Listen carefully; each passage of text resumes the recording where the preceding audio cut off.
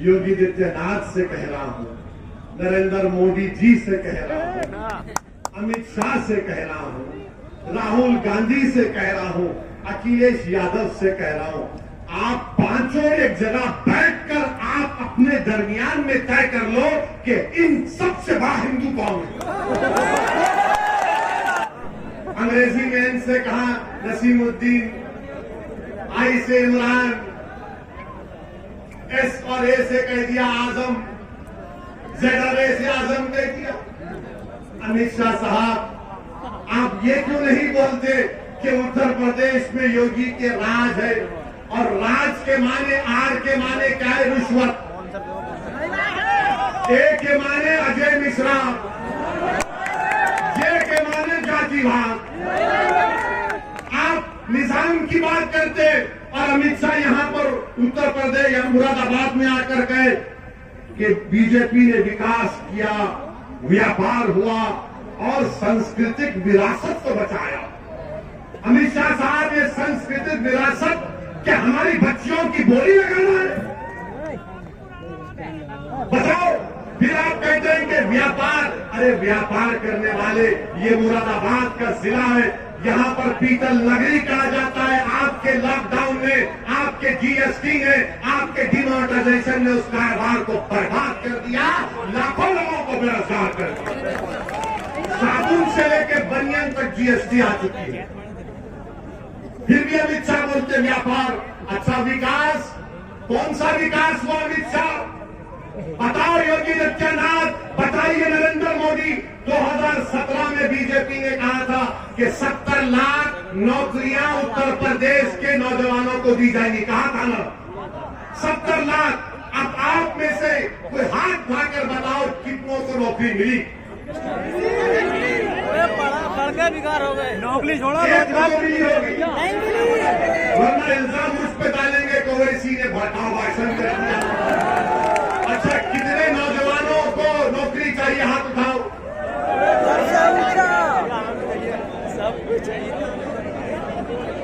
कितनों को चाहिए नौकरी? रोजगारी नीचे रख दो हाथ। अब ये उंगली उठाओ। जब वोट डालने जाओगे, जहां पर पतन देखेगा उसको दबाओ, दबा के। ये बाबा को जब मालूम होगा। हाँ बिल्कुल। 70 लाख नौकरियों का वादा किए। आपको मालूम 7 फरवरी 2020 को असेंबली में, विधानसभा में बीजेपी कहती है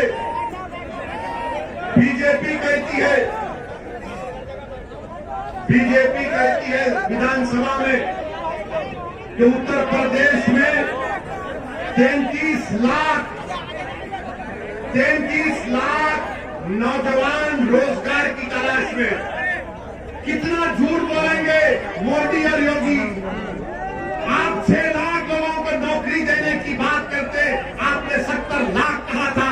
नौकरी की बात नहीं करेंगे, किसकी बात करेंगे? निजाम की बात करेंगे, कानून की बात करेंगे। अरे गरीब बच्चों को नौकरी क्या दी तुमने, बताओ? इसका कोई जिक्र नहीं होता। अमित शाह ने विकास की बात की। मेरे अजीज दोस्तों और बुजुर्गों, उत्तर प्रदेश में मुरादाबाद डिवीजन में एक भी गवर्नमेंट यूनिवर्सिटी नहीं है। 6 जिलों में एक यूनिवर्सिटी नहीं है, और यहाँ के 6 जिलों के बच्चों को बरेली जाना पड़ता, दिल्ली जाना पड़ता। अमित शाह कौन से विकास की आप बात कर रहे हैं?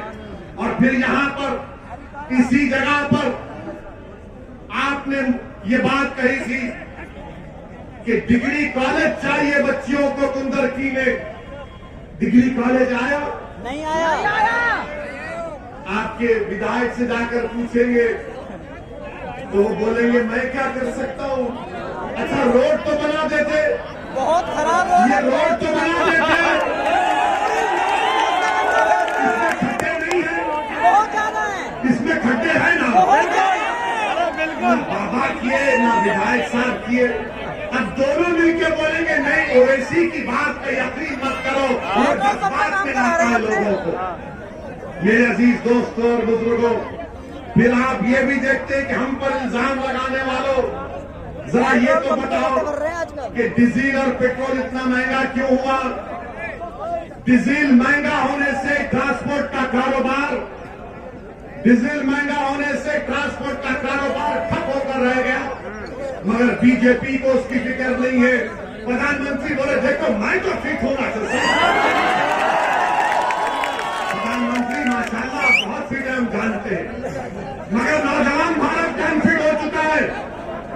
नौकरी नहीं है, पेट्रोल डीजल की कीमतें आसमानों को छू रही है। और फिर आप देखते हैं कि स्पोर्ट्स स्टेडियम कोई नहीं है। आप आने वाले विधानसभा में मजलिस के उम्मीदवार को कामयाब करिए। जो ये रेलवे स्टेशन के पास जमीन है, मजलिस का विधायक कामयाब होगा तो मैं आपसे वादा कर रहा हूं कि उस जमीन पर इंशाअल्लाह ताला स्पोर्ट्स का स्टेडियम मजलिस का विधायक, आप मजलिस के उम्मीदवार को कामयाब करिए। ये जो डिंगरपुर की रोड है इंशाअल्लाह ताला वो भी बनेगी इंशाअल्लाह ताला। बहुत खराब है। आपके विधायक साहब को तो प्लाटिंग और जमीन बेचने से यही बात माशाल्लाह जमीन बेचने में माहिर है। बहुत माशाल्लाह प्लाटिंग करने में तो उनका कोई सानी नहीं है। मगर विधायक साहब को न डिंगरपुर की रोड की फिक्र, न रेलवे स्टेशन के बाजू जो जमीन है स्टेडियम की फिक्र। मगर यही बोलेंगे कि ओवैसी को वोट मत दो, बीजेपी आ जाएगी। बी टीम बताते हैं। मेरे अजीज दोस्तों, जब बच्चा छोटा रहता है ना तो लोग बोलते सो जाओ वरना वो आ जाएगा, ये आ जाएगा। अखिलेश जी, मैं आपसे कह रहा हूं बच्चा बहुत बड़ा हो चुका है। बच्चा मर्द बन चुका है। अब बच्चा सिवाय अल्लाह के किसी से नहीं डरता। अब बच्चा अपने फैसले खुद कर सकता है। अब बच्चे में सोच पैदा हो चुकी है कि जब आपको वोट डालने से आपकी जात और बिरादरी मजबूत होती है तो फिर 19% मुसलमान क्यों मजबूत नहीं होगा? मेरे अजीज दोस्तों और बुजुर्गों, इन बातों पर आपको गौर करना है। मुरादाबाद के जिले में आया हूं तो ये बात कहना बहुत जरूरी है कि मजलिस पर इल्जाम लगाते हैं फिरका परस्ती का। मगर बताओ, समाजवादी, बहुजन समाज पार्टी और कांग्रेस के लोगों, 13 अगस्त 1980 को मुरादाबाद शहर में क्या हुआ? 13 अगस्त 1980 मुरादाबाद शहर में ईद के दिन पीएसी की पुलिस ने 300 मुसलमानों को गोली मारकर कत्ल कर दिया। 300। क्या आपको मालूम नौजवानों? ऐसी बात मालूम है। 300 मुसलमानों को कोई कुछ किया। आज मजलिस पर इल्जाम लगाते। अच्छा, आप ये भी एक मजाक है कि अभी टीवी पर किसी ने मुझे बताया कि योगी आदित्यनाथ राहुल गांधी के बारे में कह रहे कि राहुल गांधी, जरा रुक जाइए जरा, एक मिनट, भाई चुप। एक मिनट। राहुल गांधी के बारे में ये कहा कि वो किसी मंदिर में गए तो उनको बैठना बराबर नहीं आया। मैं योगी आदित्यनाथ से कह रहा हूं, नरेंद्र मोदी जी से कह रहा हूं, अमित शाह से कह रहा हूं, राहुल गांधी से कह रहा हूं, अखिलेश यादव से कह रहा हूं, आप पांचों एक जगह बैठकर आप अपने दरमियान में तय कर लो कि इन सबसे बड़ा हिंदू कौन है। आप पांचों एक जगह बैठ जाओ और बैठ कर कहो कि हम में से सबसे बड़ा हिंदू कौन है। राहुल गांधी हिंदू और हिंदुत्ववादी की बात करते, बीजेपी हिंदुत्ववाद की बात करती है। अच्छा बाबा, ये तो बताओ, जो मंदिर को नहीं जाता उसका क्या होगा? जो मंदिर को नहीं जाता, नहीं जाते क्योंकि संविधान में इजाजत है। संविधान तो यह भी कहता है कि अगर तुम किसी अल्लाह को भी नहीं मानते तो तुम भारत के नागरिक हो। मगर यही पैदा कर दिया जा रहा है।